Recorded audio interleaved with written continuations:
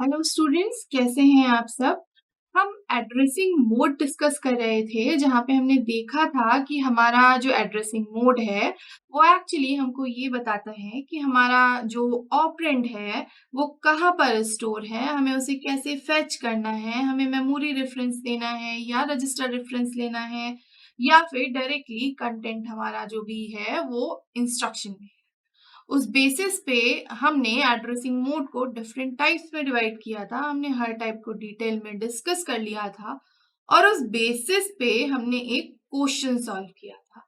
आज हम addressing mode से रिलेटेड एक सेकंड क्वेश्चन सॉल्व करने वाले हैं।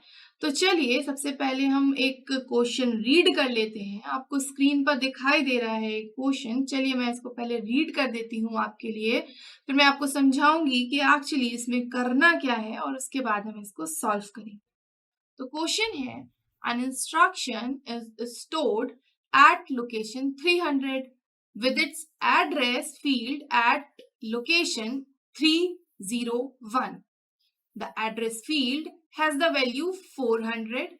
A processor register R1 contains the number 200. Evaluate the effective address. If the addressing mode of the instruction is first direct, second immediate, then relative, register indirect, and lastly index with R1 as index register. जो question पूछा गया है, एक बार मैं आपको इसको हिंदी में समझा देती हूँ कि उसका मतलब क्या है।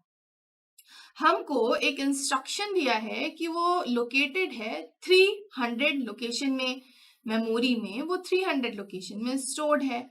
अब जैसा कि हमने डिस्कस किया था कि हमारा जो इंस्ट्रक्शन होता है उसमें एक होती है एड्रेस फील्ड। तो उस इंस्ट्रक्शन की जो एड्रेस फील्ड है वो हमारी 301 लोकेशन है, उसकी 300 पे इंस्ट्रक्शन है, फिर हमारा 301 से हमारा क्या है, उसका एड्रेस पार्ट है। हमको एक दिया है कि जो एड्रेस फील्ड है उसमें हमारा 400 है। थोड़ा सा कंफ्यूज मत होइएगा, यहाँ पे लोकेशन एड्रेस फील्ड की 301 है, लेकिन जो उसके अंदर एड्रेस है वो हमारा 400 रखा है। हमको एक प्रोसेसर रजिस्टर दिया है जिसका जो नाम है वो R1 है। इसमें कुछ भी हो सकता है, प्रोसेसर रजिस्टर है, जनरल पर्पस रजिस्टर है, तो यहाँ पे फिलहाल उसका R1 नाम दिया है और ऐसा बोला गया है कि जो प्रोसेसर रजिस्टर R1 है उसमें 200 कंटेंट एक स्टोर्ड है। क्वेश्चन पूछा गया है कि हमें इफेक्टिव एड्रेस को कैलकुलेट करना है। नीचे कुछ इंस्ट्रक्शंस नीचे कुछ एड्रेसिंग मोड आपको दिए हैं, उनका इफेक्टिव एड्रेस आपको कैलकुलेट करना है डायरेक्ट एड्रेसिंग मोड के लिए, इफेक्टिव एड्रेस कैलकुलेट करना है इमीडिएट एड्रेसिंग मोड के लिए, सिमिलरली इफेक्टिव एड्रेस कैलकुलेट करना है relative, register indirect and index register के लिए, जिसमें R1 को हम इंडेक्स एड्रेसिंग मोड के लिए, जिसमें जो R1 है उसको हम इंडेक्स रजिस्टर की तरह ट्रीट करने वाले हैं। तो चलिए स्टार्ट करते हैं इसको सॉल्व करने से। जो गिवन है पहले उतना बना लेते हैं ताकि थोड़ा सा ना सिनेरियो क्लियर हो जाता है, जिससे जो गिवन है उस बेसिस पे हमको कुछ ऐसा दिया है कि आप क्वेश्चन देखिए, यहाँ पे जो हमारा इंस्ट्रक्शन है वो 300 लोकेशन पे है, तो हमने यहाँ पे 300 बना लिया। ये है क्या, कहाँ पे ये सारी चीजें स्टोर्ड हैं, तो ऑब्वियसली मेमोरी में स्टोर्ड होंगी। तो ये मेरा 300 लोकेशन पे हमने क्या बनाया, इंस्ट्रक्शन। चलिए ये हमारा बना इंस्ट्रक्शन। जो इसी में सेकंड पार्ट दिया था वो दिया था कि जो इंस्ट्रक्शन फील्ड है, आई मीन जो इंस्ट्रक्शन की एड्रेस फील्ड है वो मेरी 301 लोकेशन पे है। तो ये मेरा क्या हो गया, ये एड्रेस फील्ड हो गई इंस्ट्रक्शन की, क्योंकि जब हमने फॉर्मेट देखा था तो फॉर्मेट में क्या था, फॉर्मेट में ये हमारा इंस्ट्रक्शन होता है, इंस्ट्रक्शन का फॉर्मेट। यहाँ पे हमारे दो पार्ट्स होते हैं, जिसमें एक होता है हमारा ऑप कोड और दूसरा होता है हमारा एड्रेस पार्ट। तो जो इंस्ट्रक्शन है ये स्टार्ट कहाँ से है, ये 300 लोकेशन से है, तो ये 300 लोकेशन।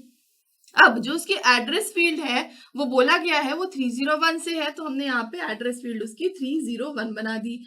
अब ऐसा बोला गया है कि जो एड्रेस फील्ड है इसमें क्या स्टोर है, एक एड्रेस स्टोर है जिसकी वैल्यू है हमारी 400, तो हमने ऐसा कुछ लिख दिया जो गिवन था। चलिए अब हमें क्या करना है, हमको जो हमें कैलकुलेट करना है इफेक्टिव एड्रेस, हम एक-एक करके इसको कैलकुलेट करेंगे जिसके लिए भी पूछा गया है। चलिए, ये एड्रेस फील्ड है, एड्रेस हमारा 400 है। स्टार्ट करते हैं जो हमारा सबसे हाँ, पहले हमको एक रजिस्टर भी बोला गया है, तो एक काम करते हैं, रजिस्टर R1 और R1 में क्या वैल्यू स्टोर है, तो R1 में हमारा 200 स्टोर। तो इतना हमारा ड्रॉ हो गया जितना हमारा गिवन था। स्टार्ट करते हैं इफेक्टिव एड्रेस कैलकुलेट करने से। सबसे पहले हमको पूछा है इफेक्टिव एड्रेस क्या होगा, कौन से मोड का, डायरेक्ट एड्रेसिंग मोड का। अगर आपको याद हो तो डायरेक्ट एड्रेसिंग मोड में हम क्या करते हैं, हम जाते हैं इंस्ट्रक्शन की एड्रेस फील्ड पे, एड्रेस फील्ड में एक एड्रेस गिवन होता है और हम क्या करते हैं, उस एड्रेस को मेमोरी में ढूंढते हैं और वहां पे जो भी हमारा डेटा होता है वो हमारा क्या हो जाता है, ऑपरेंड हो जाता है। लेकिन यहाँ पे ऑपरेंड के बारे में हम बात नहीं करेंगे क्योंकि क्वेश्चन में केवल इफेक्टिव एड्रेस ही पूछा है। तो जैसा मैंने आपको अभी समझाया उस हिसाब से डायरेक्ट एड्रेसिंग मोड में हम जाएंगे कहाँ पे, इंस्ट्रक्शन की एड्रेस फील्ड में, और हम देखेंगे एड्रेस फील्ड में क्या वैल्यू स्टोर है। तो एड्रेस फील्ड में जो वैल्यू स्टोर है वो है 400। तो ये जो 400 हुआ ये हुआ इसका इफेक्टिव एड्रेस। इफेक्टिव एड्रेस मतलब जहां पर जाके हमें एक्चुअल डेटा मिलने वाला है, पर क्योंकि डेटा नहीं पूछा गया है इसलिए 400 इज फाइन, हमारा आंसर यही होगा। चलिए अब हम बात करते हैं हमारा जो सेकंड पार्ट था या बी पार्ट था, जिसमें हमें इमीडिएट एड्रेसिंग मोड के लिए इफेक्टिव एड्रेस को कैलकुलेट करना था। तो हमने यहाँ पे लिखा इफेक्टिव एड्रेस। अगर आपको इमीडिएट एड्रेसिंग मोड याद होगा तो हमने उसमें देखा था कि जो इंस्ट्रक्शन होता है उसका जो एड्रेस पार्ट होता है वही हमारा क्या होता है, एक्चुअल डेटा होता है। तो इस केस में हम जाएंगे अपने इस डायग्राम पे जो हमने क्वेश्चन को देख के ड्रॉ किया था, और उसमें हम देखेंगे कि हमारा जो इंस्ट्रक्शन है उसकी जो एड्रेस फील्ड है वो कितने पे है। ठीक है, क्योंकि इमीडिएट में एड्रेस फील्ड जो होती है वो ऑपरेंड होता है, एक्चुअल डेटा होता है। लेकिन ये एक्चुअल डेटा मिल कहाँ से रहा है, तो वो हमारा इफेक्टिव एड्रेस होता है। तो इस केस में हमको ये जो एक्चुअल डेटा है या ऑपरेंड है ये हमको मिल रहा है इस 301 लोकेशन से। तो इसीलिए यहाँ पर हमारा जो इफेक्टिव एड्रेस होगा इमीडिएट एड्रेसिंग मोड में वो होने वाला है 301। तो ये हमारा हो गया, नेक्स्ट पार्ट भी सॉल्व। चलिए अब हमारा जो सी पार्ट है या जो थर्ड है पार्ट इस क्वेश्चन का, उसमें हमें इफेक्टिव एड्रेस कैलकुलेट करना है रिलेटिव एड्रेसिंग मोड के लिए। तो अगर आपको रिलेटिव एड्रेसिंग मोड याद है तो हमने उसमें एक फॉर्मूला देखा था कि जो रिलेटिव एड्रेसिंग मोड होता है उसमें जो इफेक्टिव एड्रेस होता है वो हमारा एडिशन होता है कंटेंट ऑफ प्रोग्राम काउंटर को हम ऐड कर देते हैं एड्रेस पार्ट ऑफ इंस्ट्रक्शन से, और इससे हमें रिलेटिव एड्रेसिंग मोड का इफेक्टिव एड्रेस मिल जाता है। मतलब हमें जरूरत पड़ने वाली है एक प्रोग्राम काउंटर की और हमें जरूरत पड़ने वाली है एड्रेस पार्ट ऑफ इंस्ट्रक्शन की। और क्वेश्चन में ये दोनों ही चीजें हमको गिवन है, जिसमें आपको जो एड्रेस पार्ट ऑफ इंस्ट्रक्शन है ये तो डायरेक्टली क्वेश्चन देख के ही समझ में आ रहा है। लेकिन अगर हम बात करते हैं कंटेंट ऑफ प्रोग्राम काउंटर की, तो इस ये थोड़ा सा घुमा के दिया हुआ है, गिवन है लेकिन हमको थोड़ा सा ट्रिकी लगेगा। कैसे, हम जानते हैं कि हमारा जो प्रोग्राम काउंटर होता है ये क्या होल्ड करता है, ये होल्ड करता है next instruction to be executed को। अब ये next instruction to be executed को कर रहा है, मतलब कि स्टार्टिंग में प्रोग्राम काउंटर हमारा पॉइंट करने वाला है 300 लोकेशन को। हम फैच करेंगे इसको, इसके बाद हमें कहा जाना पड़ेगा इस 301 लोकेशन में। तो प्रोग्राम काउंटर +1 हो जाएगा और हमारा 301 में हो जाएगा ये मूव। इसके बाद हमारा ये जो एड्रेस पार्ट है ये फैच होगा। एंड अब इसको हमें क्या करना है, हमें इस इंस्ट्रक्शन को देख के पता चलने वाला है कि भाई रिलेटिव एड्रेसिंग मोड की बात हो रही है, तो हम नेक्स्ट में गए। अब बात आएगी हमारा program counter finally next instruction to be executed पे पॉइंट करेगा, जो कि होगा 301+2। तो हमारा जो प्रोग्राम काउंटर है उसकी वैल्यू 302 हो जाएगी। कैसे? सबसे पहले 300 है, यहाँ पे हमने क्या किया, next instruction to be executed, हमने क्या किया 301 पे आए एक प्लस करके, उसके बाद इसको फैच किया और उसके बाद हमारी वैल्यू अगेन प्रोग्राम काउंटर की इंक्रीमेंट हो जाएगी बाय +1 करके। तो यहाँ पे हो गया 300+2। तो हमारा प्रोग्राम काउंटर की जो कंटेंट है अब उसमें क्या है, 302 है। और इसको हम ऐड कर देंगे अपने एड्रेस पार्ट ऑफ इंस्ट्रक्शन से, जो कि हमारा 400 गिवन है। ये डायरेक्टली क्वेश्चन में गिवन है। प्रोग्राम काउंटर के लिए आपको थोड़ा सा दिमाग लगाना पड़ेगा, सिंपल है, लेकिन obviously program counter next instruction to be executed पे फोकस करता है, पॉइंट करता है मेमोरी के, इसीलिए यहाँ पे ये 302 लोकेशन पे पॉइंट करेगा। चलिए बात करते हैं इफेक्टिव एड्रेस की। तो हमने क्या किया, content of program counter that is 302 को ऐड कर दिया हमारा एड्रेस, जो भी हमारा एड्रेस पार्ट ऑफ इंस्ट्रक्शन था। तो एड्रेस पार्ट ऑफ इंस्ट्रक्शन में आप वहां पे देख रहे हैं क्या है, 400। तो यहाँ पर जब हम इसमें इफेक्टिव एड्रेस निकालेंगे तो ये हो जाएगा 302 + 400 और ये आपको मिलेगा 702। और ये है मेरा इफेक्टिव एड्रेस। अब क्योंकि ऑपरेंड नहीं पूछा गया है तो हम इफेक्टिव एड्रेस निकाल के चुप हो जाएंगे, लेकिन अगर इन केस ऑफ इसमें ऑपरेंड भी पूछा जाता तो आप क्या करते, इस 702 लोकेशन को मेमोरी में कहीं ढूंढते, यहाँ कहीं 702 में लोकेशन होती है और उसमें कोई डेटा होता, वो उसका एक्चुअल डेटा बनने वाला था या एक्चुअल ऑपरेंड बनने वाला था जिसपे कैलकुलेशन करनी थी। पर बस बात यही खत्म करते हैं। चलिए अब हम सॉल्व करते हैं नेक्स्ट को, जो कि है हमारा क्वेश्चन में अगर आप देखेंगे हमको निकालना है रजिस्टर इनडायरेक्ट मोड में। तो यहां मैं लिख देती हूं, हम रजिस्टर इन डायरेक्ट मोड में एड्रेसिंग मोड में निकालने वाले हैं इफेक्टिव एड्रेस उसका। रजिस्टर इनडायरेक्ट मोड अगर आपको याद होगा तो इसमें क्या होता है, ये रजिस्टर इनडायरेक्ट है।